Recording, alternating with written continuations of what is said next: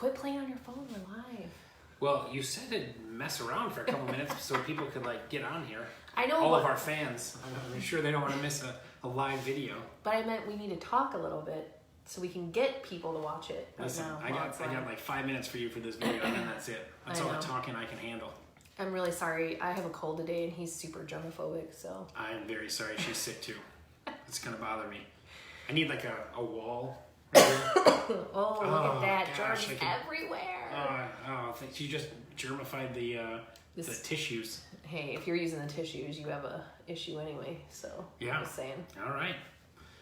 Today, our video is going to be on the Craig and Nicole show. She says the Nicole and Craig show, but whatever. Truth. Hashtag Nicole and Craig. That's why it says that. All right. We are going to do holding deals together. The market's kind of slowing down just a little bit, which is normal this time of year. Yeah. A lot of schools are going back, so that does slow down traffic a little bit. But we still have deals falling apart. Is that right? Yeah, I mean, we had 4 this month, I think, and 3 out of the 4 we were just discussing on meeting day were buyer's remorse. So that's one of the topics we're going to talk about. Buyer's remorse. That's a tough one. That's probably the most important one to cover. Mm-hmm. Okay, we are going to give you 5 things about holding deals together. 5 things about it. 5 points of interest. 5 topics. 5 topics. Maybe. Okay, number 5. Don't ignore problems. We see this all the time, like, hey, your client's credit score took a tank, and you're like, oh, it's fine, it'll work itself out. Or the realtor's just ignoring that their seller didn't sign the inspection response back, or whatever it may be. You can't ignore problems. They don't go away. It's just going to fester. That's true. That's true. Don't ignore them where there's smoke. Excuse me. Where there's smoke, there's fire. Whatever. Probably Nicole's germs are probably invading my respiratory system right now. But anyway, where there's smoke, there's fire. If there's problems, address them early and get it figured out. Yeah. Ready? I think that kind of leads us into number 4. Number 4. Now this one's going to sound weird. What is? Is it though? I don't know. Yeah. Sometimes you just have to let the deal die. Sometimes they're not going to make it. No. Don't prolong it. Rip the Band-Aid off. Call the other agent. Let them know the reasoning. You're really sorry. I think a lot of realtors don't like to do this because they feel like it tarnishes their reputation. And honestly, I think, in my opinion, I respect a realtor for doing that, and I would rather them call to tell me that the deal is dead versus me finding out 2 days before closing. Yeah, I think sometimes you just gotta let it go. Sometimes a rookie agent or a rookie lender, they mean the best. They have the best intentions. They're trying to hold this deal together. But for one reason or other, some things will just, release the seller. Let's get that property back in the market. Have the buyer, if they can, go buy something else. If it's going to fall apart, the faster the better. Yeah, for sure. All right, number 3. This one's going to be our longest one. This one is handling buyer's remorse. I think to start this off, and I think the biggest thing that happens are inspection issues. Would you agree with that? Yeah, probably. Okay. Minus, of course, the buyer going out and financing furniture or buying a car after they got the offer accepted. But setting expectations is the number one thing. Talk to them up front about this. Tell them, hey, listen to your lender. Your lender's going to tell you don't buy anything on credit. Listen to them. Don't buy anything on credit. It's simple. Let them know, hey, you're going to have the property inspected.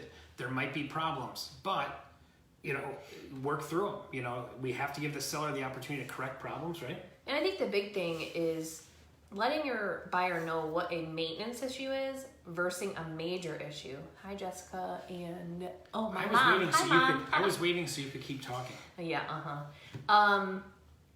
So I think that's the big thing is what a buyer needs to understand, especially a first-time buyer. You're buying a house now, and you are going to have maintenance items done. And there's a difference between maintenance and health and safety issues. And I think if you set that expectation early and let the buyer know what the differences are, that helps a lot. I think so. I would say another thing too, as an agent, a lot of us have our buyers set up on automatic searches and stuff like that. Mm-hmm. As soon as they get an offer accepted on something, turn that search off. Stop sending them homes, I'm really bad about that. I don't do that. And I've actually had clients ask me, can you turn it off? Because they keep thinking there's another home, grass is greener on the other side kind of thing. Yep. Definitely. Also, if there is an inspection issue, which is the most, we just had this in the office the other day, where it was maybe it was a foundation issue or something like that, or waterproofing in the basement. then, don't try to handle that yourself. Yes. We're not experts. Most of us are not experts when it comes to that stuff. So put them in touch with a foundation expert, because sometimes they might find out, hey, that's not really a big deal, like lead-based paint. When I first got in the business, lead-based paint was a big deal. Right. They'd have a whole hazmat crew, and they'd go scrape it and do all this kind of weird stuff. Now it just has to be encapsulated, which is a fancy word for paint over it. Yeah, basically. I mean, this was the biggest problem in the early part of my career, and now it requires a coat of paint. So it's not really that big of a deal. Still don't eat paint chips, everybody. Yeah, don't. It's bad for you. No. Whether they're lead-based paint or not. Unless they're made out of potatoes, I guess. Maybe. Potatoes? Potato chip paint? Paint? I'm just saying. Might be I would salty. eat it. Okay, I think we could put number 3. I think we can be done with that. What do you think? Yeah, I think so. No, one more thing I want to touch upon. What I was talking to my team in our meeting about today, whatever. Longest video ever. It's a live video. It's supposed to be. Okay, good.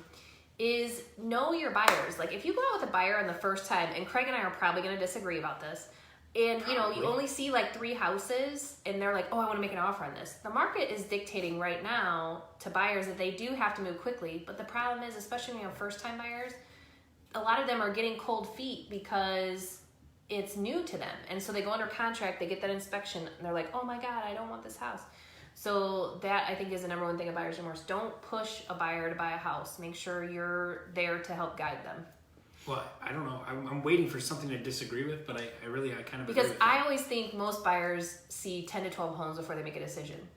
This one says that's not necessarily true. So I think that's about the average, because we've talked about that before. I just had a lower, I just didn't show as many homes, that's all. Yeah, he has a lower threshold on that. Yeah. No, I just did my job and helped find good houses. Whatever. All right. Okay, so that's number 3, handling buyer's remorse. Very important, awesome stuff. Number 2, communicate with your other agent. And I also put a note in here. Also talk to your broker. Sometimes if there's a problem, your broker's probably been through it. Yeah. Real estate transactions, as much as they're all unique, it's very similar issues each time. So talk to your managing broker. They can help you walk through problems and things like that. But very importantly, stay in communication with the other real estate agent, the seller's agent or the buyer's, depending on which side you're on. And you'd be surprised. There are times, I asked Colleen, she's been in the business for like 40 years, and I'm like, hey, Colleen, this happened. And she goes, never seen it before. Colleen's the best. Yeah, she is. So there's always something, and it's never going to be the same. And you need to have trusted partners that you can talk over problems with to help you come to a resolution, because we don't all know it. Not any agent in our office, I can tell you right now, doesn't know the answer to every single question, whether it be Bill, our broker owner, or Colleen, our managing broker. They've been in business forever. So you need help.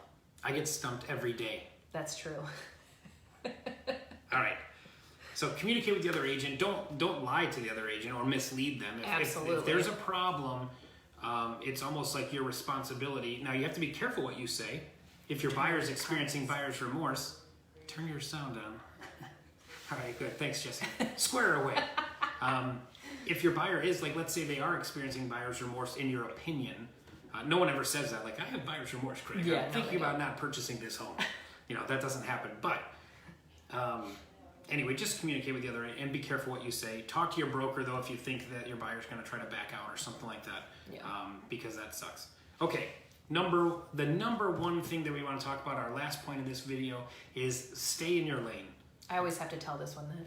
Yeah. Stay in your lane, dude. Yeah, stay in your lane.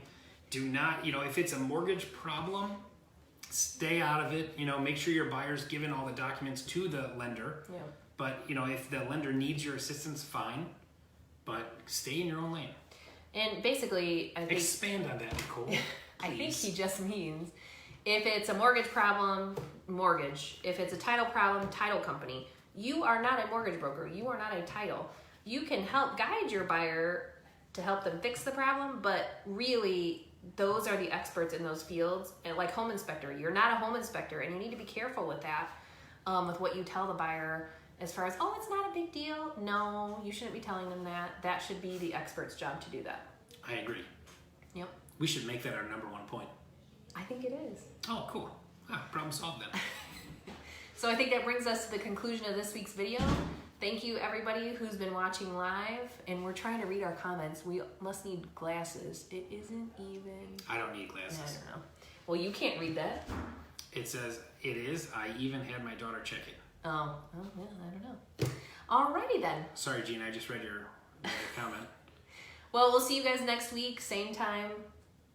Next Bat Channel. What is now we're gonna awkwardly like stare at the camera while we think it's not recording anymore and say bad stuff like last week. I don't know. Whatever. Well, we just had a big close up of your eyeball as you were like looking at the screen. All right, guys. All right. Thanks. See you next week. Thank you.